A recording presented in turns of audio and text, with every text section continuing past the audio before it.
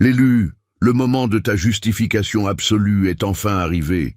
La malice coordonnée de tes ennemis s'est transformée en leur plus grande humiliation publique. Toute une communauté s'est liguée pour te détruire et a lamentablement échoué aux yeux de tous. Ils ont investi des mois dans une campagne de diffamation et une alliance fracturée, ne s'unissant que dans leur obsession aveugle de ta chute. Pourtant, l'histoire qu'ils ont si minutieusement tissée se contredit maintenant en temps réel. Devant ce même public qu'ils cherchaient à manipuler, avant même la première réunion, avant l'envoi de la première capture d'écran, avant que tout cela ne devienne la campagne acharnée que tu as connue, il y a eu un instant de silence que la majorité a totalement ignoré. Ta simple présence a commencé à perturber la pièce. Pas tes mots, pas tes actes, ta présence. Le simple fait que tu apparaisses, que tu existes à une fréquence que les gens autour de toi n'avaient jamais rencontrée, cela seul a commencé à produire en eux une réaction qu'ils ne pouvaient ni expliquer ni examiner. C'est ici que tu dois comprendre une vérité occulte. Les véritables élus ne se promènent jamais sans protection dans ces champs de basse fréquence. Ils scellent leur aura grâce à des sagesses anciennes, ces mêmes codes énergétiques qui sont aujourd'hui accessibles à travers les 7 sceaux de l'élu, car une lumière non voilée attire systématiquement l'attention des prédateurs invisibles. Tu guérissais alors que tous ceux qui t'entouraient saignaient encore, et pire, ils appelaient ce saignement la normalité. Tu bâtissais alors que la culture environnante avait décrété que se plaindre équivalait à travailler. Tu avançais avec une clarté qui exposait, par simple contraste, à quel point tout le monde autour de toi manquait cruellement de direction. Tu n'as pas dit un mot. Tu n'en avais pas besoin. Ta vie posait déjà des questions auxquelles leur vie ne pouvait répondre. C'est là, dans cette friction silencieuse, que la graine de tout ce qui a suivi a été plantée. Voici ce que la plupart des gens ignorent sur la façon dont une telle opposition naît véritablement. Elle ne s'annonce pas avec fracas. Elle ne s'approche pas pour dire « je vois ce que tu deviens et j'ai décidé de t'en empêcher ». Elle commence par un sentiment, une irritation inexpliquée, un ressentiment sourd que la personne qui le porte ne peut tout à fait justifier. Quelqu'un pose les yeux sur toi et quelque chose à l'intérieur de cette personne se crispe, rongé par une jalousie cachée. Au lieu de se demander pourquoi cette crispation existe, cette personne commence à chercher des preuves que tu en es la cause. Cette preuve est ensuite partagée avec quelqu'un d'autre, légèrement modifiée dans son récit pour que celui qui la partage se sente plus justifié. Et à partir de ce petit ajustement malhonnête, la bête commence à grandir. C'est là que tout a commencé, pas avec des faits, avec un sentiment, plus précisément avec une insécurité qui n'avait nulle part où aller, si ce n'est vers l'extérieur, dans ta direction. L'avertissement qui a été ignoré, c'est ce moment précis où ces personnes ont choisi d'agir sur ce sentiment plutôt que de l'examiner. L'instant où ils ont préféré l'attaque au miroir, ils ont scellé leur propre destin. Ils ne le savaient tout simplement pas encore. Le ressentiment inexpliqué d'une personne a trouvé le ressentiment inexpliqué d'une autre, puis d'une autre encore. Des individus qui n'avaient absolument rien en commun, qui ne pouvaient auparavant s'accorder sur rien, qui portaient leurs propres tensions non résolues, les uns envers les autres, ont soudainement trouvé l'unité. Et ce qui les a unifiés, c'était toi. Pas ce que tu avais fait, l'idée de toi. L'inconfort que tu suscitais, la façon dont ton existence, ta croissance et ta paix apparaissaient continuellement comme une condamnation silencieuse de tout ce qui, autour de toi, s'était contenté de la médiocrité. Une opération coordonnée a pris forme autour de ton nom. Réfléchis à ce qu'il faut vraiment pour qu'un groupe de personnes incompatibles s'accorde sur un point. Réfléchis à la force de gravité nécessaire pour aligner des forces opposées. Des discussions de groupe ont été créées. Des réunions ont été organisées. Des gens qui connaissaient à peine ton nom et qui n'avaient aucun intérêt réel dans cette affaire ont été enrôlés dans cette mission. L'information passait de bouche en oreille. Des rôles ont été assignés. Certains sont devenus le visage public, d'autres ont travaillé dans l'ombre, et certains sont restés en réserve pour être déployés le moment venu. Ce n'était pas un simple drame mesquin, c'était une campagne méticuleuse entièrement construite pour t'arrêter. Et voici la vérité que de telles campagnes finissent toujours par avouer à travers leur propre ampleur. On ne rassemble pas une force coordonnée d'une telle envergure contre quelqu'un qui n'a pas d'importance. On n'investit pas un tel niveau d'effort soutenu pour abattre quelqu'un qui n'est pas une menace réelle. La taille de l'opération était sa propre confession. Ton nom a été traité comme un problème majeur, nécessitant une gestion stricte. Et ce fait à lui seul t'en dit plus sur ta propre puissance que tout ce que ces gens ont jamais pu dire à ton sujet. Tu n'avais pas de renfort, tu n'avais pas d'alliés se coordonnant en ton nom. Tu n'avais rien d'autre que ce feu brûlant à l'intérieur de toi qui refusait de s'éteindre. Et pourtant, l'opération entière n'a pas réussi à t'achever. Mais comprends ceci, l'authentique. Le danger de rester énergétiquement ouvert et vulnérable à de telles attaques invisibles est immense. Laisser ton aura exposée aux vampires énergétiques est un risque que tu ne peux plus te permettre. Et c'est pourquoi sceller ton champ de force avec les 7 sceaux de l'élu est aujourd'hui la seule véritable défense contre ces assauts psychiques constants. Le véritable test, cependant, n'avait pas encore commencé. À un certain point, la campagne a cessé de concerner un quelconque grief que ses instigateurs pouvaient réellement nommer. Elle a cessé d'avoir un lien avec ce que tu avais véritablement fait, pour devenir quelque chose de beaucoup plus révélateur sur la vie de ceux qui la soutenaient.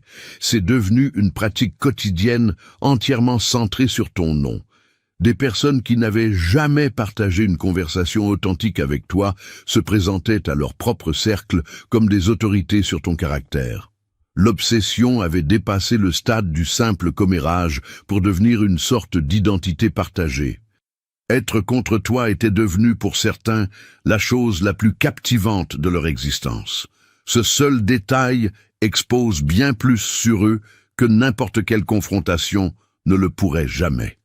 Quand abattre une autre personne devient le projet le plus excitant dont dispose un groupe, ce fait dresse un portrait accablant de ce qui manque cruellement dans tous les autres domaines de leur vie. Tu es devenu un substitut à leur propre but. Et les buts de substitution sont des entités d'une grande violence. Ils exigent d'être nourris en permanence. Ils nécessitent une escalade constante pour rester intéressants. Une campagne qui manque de nouveau matériel doit s'accrocher à des affirmations de plus en plus dramatiques pour maintenir la charge émotionnelle qui garde ses participants engagés. Ainsi, l'effort n'a cessé de s'intensifier, non pas parce que tu continuais à faire des choses qui le justifiaient, mais parce que la machine que ces gens avaient construite avait besoin de carburant pour continuer à tourner. C'est pourquoi cette persécution t'a semblé si implacable. C'est pourquoi elle ne s'est pas arrêtée là où n'importe quelle personne rationnelle serait simplement passée à autre chose. Ce n'était pas rationnel, c'était compulsif. L'intensité ne portait jamais réellement sur tes actes, elle portait sur le vide abyssal, sous leur obsession, sur le potentiel non vécu, sur les questions non posées concernant leur propre direction, sur la croissance qui avait été silencieusement abandonnée en eux-mêmes et qui avait besoin d'un coupable extérieur. Chaque rassemblement tenu en ton nom était du temps non investi dans leur propre devenir. Chaque conversation centrée sur toi était une conversation qui n'avait pas lieu sur leur propre vie, et pendant que ce groupe était occupé à gérer ton histoire continuait d'avancer par elle-même. Le fossé entre l'endroit où tu te dirigeais et celui où ils étaient restés stagnants est devenu visible pour tous les observateurs. Tu n'as pas orchestré cette conséquence. C'est simplement ce qui arrive lorsqu'un groupe substitue l'obsession à l'évolution. La personne qu'il tentait de retenir continue de marcher. Alors, la campagne a cessé de t'attaquer de l'extérieur pour tenter de s'infiltrer par l'intérieur. Elle est passée par le familier, par ton histoire, tes vulnérabilités, les personnes et les souvenirs auxquels tu avais confié les parties de toi-même qui n'étaient pas protégé d'une armure. Tout ce qui pouvait être rassemblé sur ton passé l'a été. Tes moments les plus bas ont été collectés et recadrés. Les confessions que tu avais faites durant des saisons où tu apprenais encore à porter ton fardeau ont été cataloguées et retournées contre toi. Tes blessures n'ont pas été traitées comme des blessures. Elles ont été déployées comme des armes de destruction. Les portes que tu avais laissées ouvertes de bonne foi ont été franchies avec une force calculée. Ce fut le moment exact où la pression externe s'est transformée en une guerre psychologique totale. Le but était de te faire douter de ta propre réalité. La stratégie consistait à utiliser le poids de ta propre histoire contre toi, pour faire en sorte que le registre accumulé de ton humanité ressemble à la preuve de ton indignité. Mais voici ce que cette stratégie aveugle n'aurait jamais pu prévoir. On ne peut pas transformer en arme une blessure qui a déjà guéri. On ne peut pas faire honte à quelqu'un avec un chapitre de sa vie qu'il a déjà pleinement assumé. On ne peut pas utiliser le passé d'une personne contre elle lorsque cette personne a déjà transformé ce passé en fondation.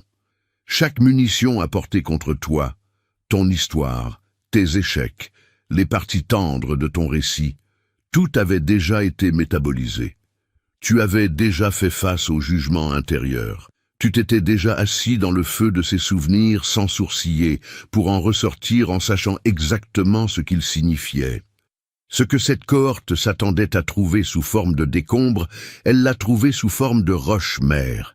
Il supposait que ton passé t'avait rendu fragile, ton passé t'avait forgé. Chaque tentative pour trouver l'endroit où résidait ton estime de toi est revenue les mains vides, car cet endroit se trouvait là où la meute n'avait ni coordonnées ni accès. Et c'est précisément ici, l'élu, au cœur de cette jalousie féroce, quand la lame de la trahison semble la plus empoisonnée et que l'ennemi se rapproche, que la vérité la plus critique t'est révélée. Tu ne peux pas te contenter d'encaisser en silence. Il y a une faille dans ton aura que cette douleur collective exploite encore, une brèche qui te draine, et c'est une urgence absolue de la fermer maintenant. Ton bouclier d'urgence, les 7 sceaux de l'élu, t'attend en ce moment même. Le lien d'activation de ce rituel suprême se trouve tout de suite dans le commentaire épinglé. C'est ton unique salut pour repousser définitivement ces poignards psychiques et sceller les portes de ton âme. Vient ensuite le moment que toute la salle a mal interprété. Tu es devenu silencieux, non pas parce que tu n'avais plus rien à donner, non pas parce que tu étais écrasé. Tu t'es tu, parce que tu as compris une chose qu'aucun membre de cette coalition n'était équipé pour reconnaître. La réponse la plus bruyante à un mensonge n'est presque jamais plus de bruit. La réponse la plus puissante est la vérité à qui l'on permet de se mouvoir sur sa propre ligne temporelle, sans ton interférence. La coalition a interprété ton silence d'une manière totalement erronée. Dans un monde où le volume équivaut à la puissance et où le premier à parler est cru, ton immobilité ressemblait à une reddition. Ton refus de répondre a été vu comme un aveu de culpabilité. Les meneurs de cette cabale ont mimé la confiance face à ton mutisme, ont proclamé leur certitude et s'en sont servis comme preuve en leur faveur. Mais cette certitude annoncée fut le début de leur propre effondrement, car la véritable certitude n'a pas besoin de s'annoncer. La vraie certitude est silencieuse. Elle n'organise pas de réunion d'urgence pour rappeler à tout le monde pourquoi elle est toujours d'actualité. Pendant que la meute jouait bruyamment sa confiance, tu faisais quelque chose de totalement différent. Tu construisais. Quelque chose se forgeait en toi, non pas en dépit de l'attaque, mais à cause d'elle. Chaque vague de pression produisait un calibrage interne que tu n'aurais jamais atteint dans des conditions confortables. Chaque fausse accusation te forçait à obtenir une clarté spécifique sur qui tu étais réellement, par opposition à ce que la foule exigeait que tu sois. Ce type de connaissance de soi, forgé sous une pression extrême avec la chaleur au maximum, appartient à une catégorie différente de tout ce que tu peux obtenir dans la paix. La paix te donne l'espace pour penser. L'opposition acharnée te force à savoir. Tu découvrais ce qui était solide en toi. Chaque matin où tu choisissais de ne pas t'effondrer, de ne pas riposter, de ne pas devenir la version de toi-même que leur récit exigeait, quelque chose en toi se confirmait. Pas bruyamment, pas triomphalement, mais de la manière dont les choses réelles se confirment, silencieusement et définitivement. Tu as découvert qu'il y avait un plancher sous toutes ces pierres qu'on te jetait. Peu importe la profondeur à laquelle la pression te poussait, il y avait un fond qui tenait bon. Tes détracteurs ignoraient l'existence de cette roche-mère, tout comme toi, jusqu'à ce qu'elle soit testée. L'épreuve conçue pour produire ta destruction a finalement provoqué ta consécration. La coalition a commencé à montrer ses coutures. Ce n'est pas une simple prédiction sur ce qui pourrait arriver à ceux qui bâtissent sur des mensonges. C'est une loi absolue sur ce qui se produit inévitablement. La fausse unité a une limite très précise. Elle carbure à l'émotion partagée, principalement la colère et le ressentiment. Et dès l'instant où ce carburant commence à manquer, les fractures qui ont toujours été présentes dans la structure deviennent criantes. Des personnes qui s'étaient jointes pour des raisons différentes ont commencé à tirer dans des directions opposées. Une version de l'histoire a cessé de correspondre à la précédente. Un détail a émergé, rendant l'ensemble de la séquence plus difficile à défendre. Quelqu'un à l'intérieur du groupe a commencé à poser les questions qui devaient rester sous silence. Et une fois que ces questions ont commencé à circuler, il était impossible de les faire taire. Un mensonge exige de tous ceux qui le connaissent qu'ils continuent de le choisir activement à chaque instant. Un seul moment de doute honnête, une seule conversation où quelqu'un se demande sincèrement si tout cela a du sens, et l'architecture entière de la tromperie devient visible pour ce qu'elle est. Non pas la justice, non pas la vérité. Une simple pièce de théâtre qui exigeait que son public arrête de réfléchir pour pouvoir continuer. Tu as survécu à cette représentation. Tu ne l'as pas détruite. Tu lui as simplement survécu. Et c'est là la forme la plus complète de victoire, car cela signifie que l'effondrement est venu de l'intérieur même de la structure qu'ils avaient bâtie. La vérité s'est déplacée par elle-même. Elle a trouvé son propre chemin hors des pièces fermées pour rejoindre la lumière, là où les gens pouvaient enfin voir clair. La scène qui avait été érigée pour ta chute a commencé à s'effondrer sous son propre poids. Et le public, recruté pour assister à ta descente aux enfers, était sur le point d'assister à un spectacle totalement différent de ce qui lui avait été promis. Le dénouement n'a pas été silencieux. Ce ne fut pas une correction privée ou un changement d'opinion à huis clos. Ce fut un effondrement public, visible et indéniable devant cette même foule qui avait vu l'ennemi parader avec une telle arrogance à ton égard. Les histoires ont cessé de s'aligner. La chronologie des événements, soumise à un examen lucide, n'avait plus aucun sens. Les motivations, sous la moindre vérification, se sont révélées pour ce qu'elles étaient vraiment. Des détails censés prouver les accusations se contredisaient de manière flagrante, impossible à justifier. Et le public qui avait été poussé vers une conclusion toute faite à ton sujet a commencé à faire la seule chose dont l'opération redoutait par-dessus tout. Ils ont commencé à penser par eux-mêmes. Voici ce qui rend ce type de justice divine si différente de tout ce que tu aurais pu orchestrer seul. Tu n'as eu besoin d'aucun coup d'éclat, aucune contre-attaque, aucune publication stratégique de preuves, aucun mouvement public calculé.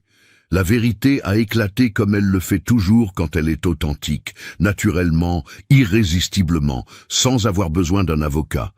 La seule chose qu'on attendait de toi, c'était de rester droit et de tenir bon. Tu as fait les deux. Et c'était maintenant à leur tour de répondre de leurs actes sur la place publique, devant les mêmes témoins qu'ils avaient recrutés. L'audace et la confiance affichées tout au long de cette saison funeste ont commencé à se vider de leur substance en temps réel, non pas parce que quelqu'un distribuait des punitions, mais parce que la vérité était arrivée et qu'il n'y avait plus d'ombre où se cacher. Ceux qui avaient prononcé ton nom avec mépris se sont mis à le murmurer avec prudence. Les pièces qui résonnaient de leur certitude sont devenues silencieuses, rempli d'un sentiment qui ressemblait inconfortablement à de la reconnaissance. Une mascarade qui avait duré si longtemps et avec tant d'aplomb venait simplement de manquer de spectateurs. Ils voulaient un spectacle, ils en ont eu un, mais pas celui qu'ils avaient écrit pour toi. Maintenant que la poussière est retombée et que la vue est dégagée, regarde avec honnêteté ce qu'était réellement cette opération entière. Mais attention, l'authentique, écouter ce message et comprendre la psychologie de ces vampires énergétiques ne suffira jamais. Laisser ton aura ouverte aux attaques futures est un choix conscient. Tu dois impérativement activer tes 7 sauts ce soir même pour trancher ces liens toxiques, sinon la boucle de ton épuisement se répétera. Chaque membre de cette coalition partageait un point commun. Pas un grief commun, pas une vérité commune, mais un besoin viscéral d'éviter d'être celui dans la pièce le plus conscient de l'ampleur de son propre potentiel abandonné. Tu n'étais pas leur problème à cause de ce que tu avais fait.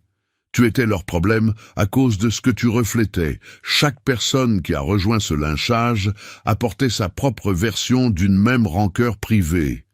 Ce ressentiment qui jaillit chez celui qui observe dans l'évolution d'un autre la distance indiscutable entre l'endroit où il stagne et l'endroit où il sait qu'il aurait pu se hisser. Voilà ce qui vivait dans ces discussions de groupe. Ce n'était pas la quête de la justice, c'était le poids cumulé du potentiel inachevé tourné vers l'extérieur, car le tourner vers l'intérieur était trop insoutenable à affronter. En psychologie, ce schéma porte un nom précis, le mobbing ou harcèlement de groupe. Une meute cible un individu, non pas pour ses prétendues fautes, mais parce que sa simple présence force le groupe à confronter ce qu'il fuit collectivement à l'intérieur de lui-même. Ce n'est pas rationnel, c'est primal, c'est le mécanisme archaïque consistant à rejeter celui qui grandit, celui qui porte une fréquence différente, celui qui ne peut être domestiqué dans une petitesse confortable. Et ce mécanisme comporte une faille fatale, la présomption que la cible finira par se briser sous le poids de la désapprobation collective. Cette présomption ne tient que lorsque l'estime de soi de la personne ciblée réside à l'extérieur, dans l'approbation, dans l'appartenance, dans l'opinion reflétée par une communauté. Mais lorsque les fondations de quelqu'un sont internes, lorsque son identité ne dépend pas de l'acceptation du groupe pour conserver sa forme, le mécanisme s'épuise et revient bredouille. L'isolement ne peut isoler ce qui n'a jamais dépendu de la compagnie des autres. Le retrait de l'approbation ne peut diminuer ce qui n'a jamais été bâti sur l'approbation en premier lieu. Tu étais cette personne. C'est exactement sur cela que leurs assauts se sont brisés. Et l'aveu intégral de l'opération, sa véritable signification, se cachait à la vue de tous dans ses propres proportions.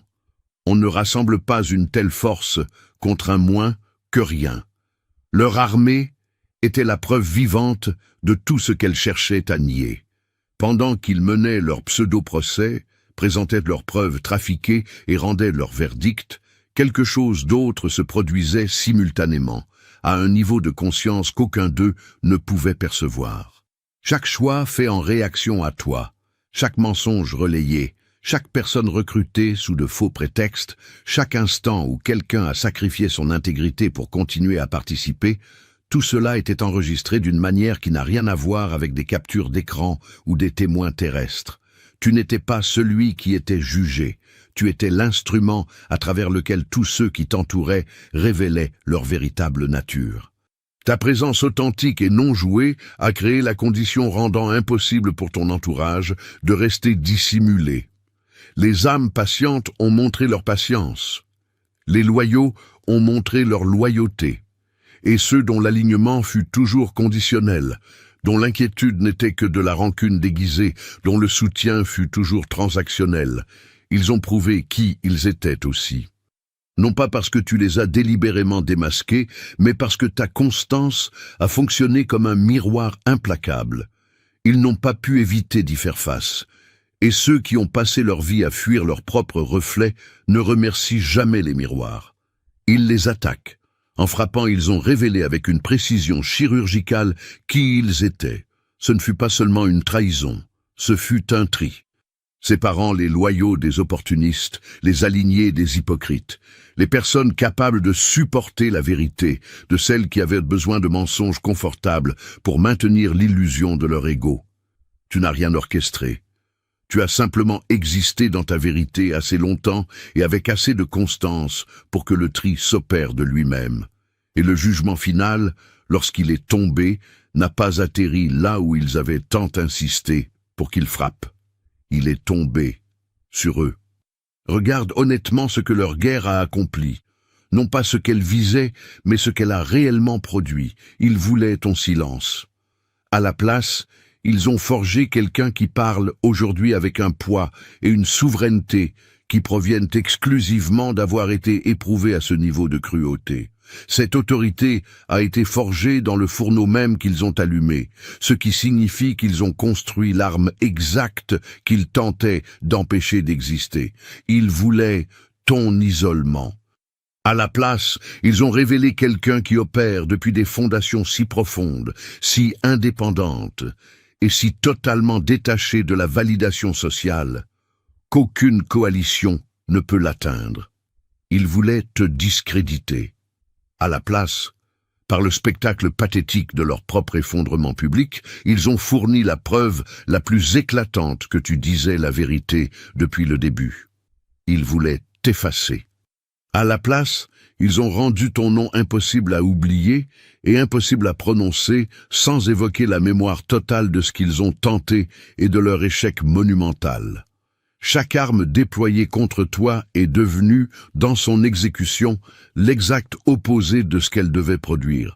Non pas parce que tu étais assez machiavélique pour concevoir ce renversement, mais parce que c'est ce qui arrive quand ce que tu incarnes est la vérité pure. La vérité s'autoprotège d'une manière qu'aucune stratégie mentale ne peut reproduire. On peut bâtir une cabale entière sur la vérité, la maintenir pendant des saisons, recruter la terre entière pour affirmer que la vérité n'existe pas. Et la vérité sera toujours là à la fin, inchangée, inébranlable, patiente. Ceux qui ont tout parié sur ton effondrement doivent maintenant vivre dans le monde où ce pari a été publiquement perdu. Ton nom porte un avant et un après, auquel toute cette communauté a désormais accès. Ils savent ce qui avait été promis. Ils voient ce qui s'est réellement passé.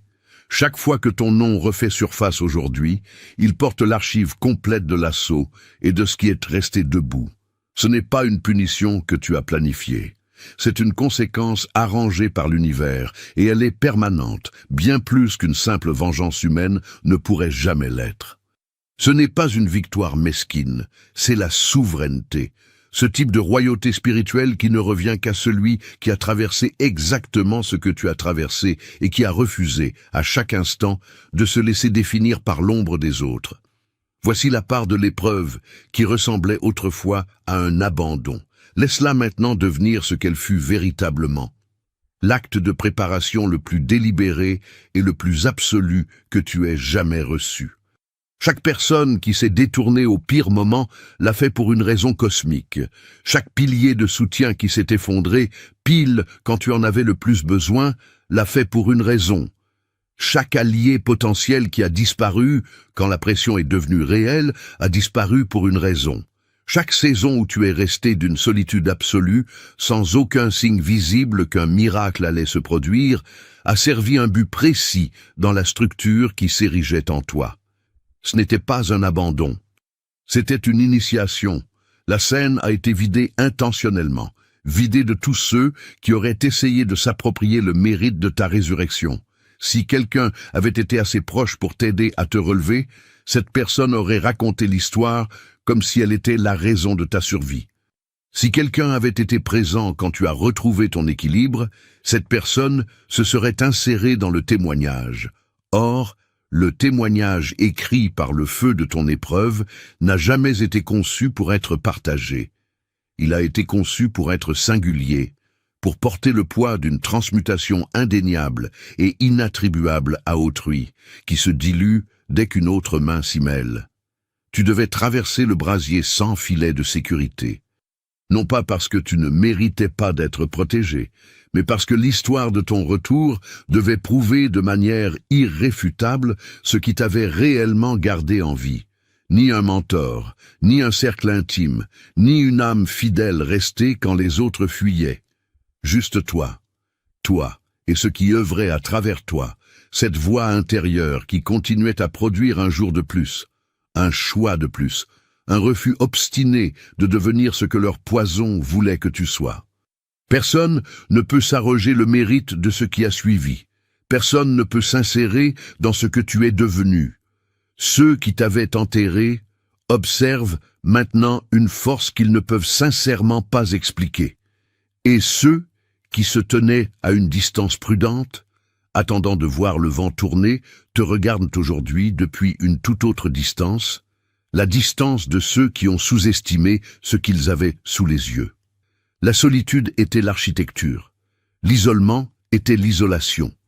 Et maintenant, la victoire t'appartient, entièrement et incontestablement. Ton nom se déplace dans ces cercles différemment. Ils portaient autrefois le sceau de leur suspicion, le scandale, le poids coordonné d'un récit fabriqué de toutes pièces. Aujourd'hui, ton nom porte une essence qui ne peut être fabriquée, qui ne connaît aucune concurrence, et qui ne peut être altérée par ce que ces entités décideront de faire ensuite. Il porte la preuve. La preuve d'une cabale qui s'est écroulée publiquement. La preuve d'une fondation inébranlable par des individus qui possédaient toutes les ressources et ont tout de même échoué. La preuve d'une vie qui a continué, fleuri et qui s'est élevée en contradiction directe avec tout ce qu'il t'avait promis de pire. Cette preuve ne s'effacera pas. Elle ne fait que se consolider. Chaque jour où tu avances, chaque nouvelle couche de ton évolution qui se révèle, chaque instant de paix authentique que tu habites, vient renforcer un dossier contre lequel on ne peut plus argumenter. La tempête qui a inauguré cette histoire n'a jamais été un obstacle. Ce n'était que l'introduction.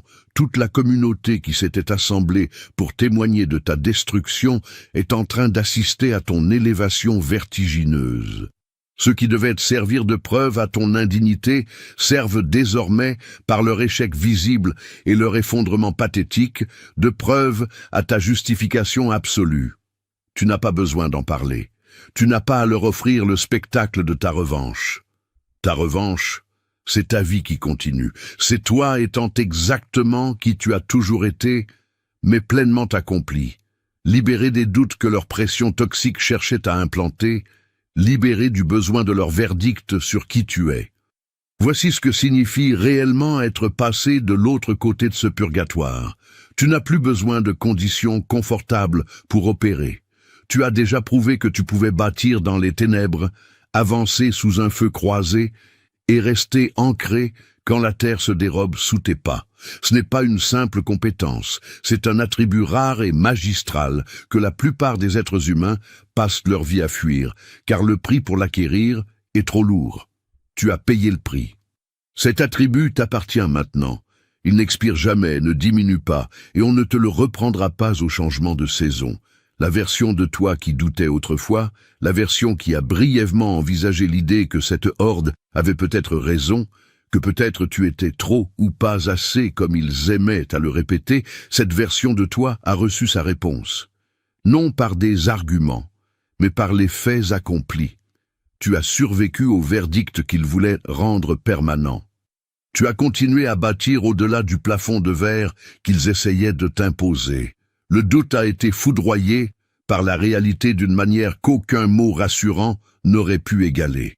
Tu sais maintenant, non pas parce qu'on te l'a dit, mais parce que tu as traversé l'enfer et en es ressorti avec des preuves écrites de tes propres mains. Ce même discernement qui s'est aiguisé durant ce calvaire est maintenant éveillé en toi pour l'éternité. Tu peux sentir une énergie désalignée avant même qu'elle n'ouvre la bouche. Tu sais lire la différence entre celui qui est vraiment dans ton camp et celui qui joue les alliés tout en préparant le terrain pour te nuire. Tu sais reconnaître les prémices de ce qui peut devenir une embuscade contre toi, car tu as déjà vu comment la machinerie opère et comment elle s'éteint.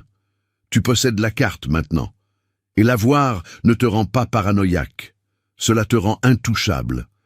Avance dans chaque pièce, à partir de ce jour, en pleine possession de qui tu es et de ce à quoi tu as survécu. Ne porte plus cela comme une plaie ouverte que tu soignes encore, mais comme un emblème, comme la preuve irréfutable d'une résilience que la vaste majorité de ces personnes ne possède pas et ne pourra jamais feindre de posséder. Il y a une posture qui naît du passage par le feu de la jalousie, celle de savoir, avec une absolue certitude, que le feu n'a pas pu te réduire en cendres. Tu dégages cette posture, que tu le dises ou non, et l'entourage la ressent.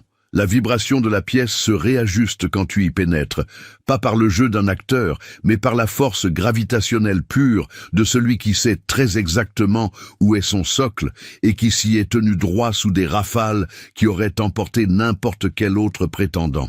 Ceux qui se sont ligués contre toi ont échoué sur un point fondamental. Ils n'ont pas pu stopper ce qui était déjà en marche en toi. Ce qui bouillonne en toi ne peut être entravé par des calomnies, ne peut être contré par des manœuvres et ne peut être démantelé par une horde de vampires énergétiques. Ce qui vit en toi a été consacré par tout ce que tu as vaincu et s'exprime dans le simple acte quotidien et inarrêtable de devenir qui tu es. Ils ont tous essayé, ils ont tous échoué et ils regardent maintenant la suite des événements. Tu n'étais pas celui que les flammes allaient dévorer. Tu étais celui que les flammes étaient en train de forger. L'élu, tu es forgé. Marche comme tel, bâti comme tel. Avance en sachant que chaque arme jetée contre toi a été fondue pour te forger une armure divine, parce que c'est très exactement ce qui s'est passé. Et le monde entier est sur le point de comprendre ce que cela signifie. Mais l'ultime scellement de ton aura repose sur un choix final qui t'appartient. Ne laisse plus jamais ces entités drainer la moindre goutte de ta lumière. Descends immédiatement lire le premier commentaire épinglé pour activer ta protection divine, les 7 sceaux de l'élu, et verrouille ta souveraineté pour toujours.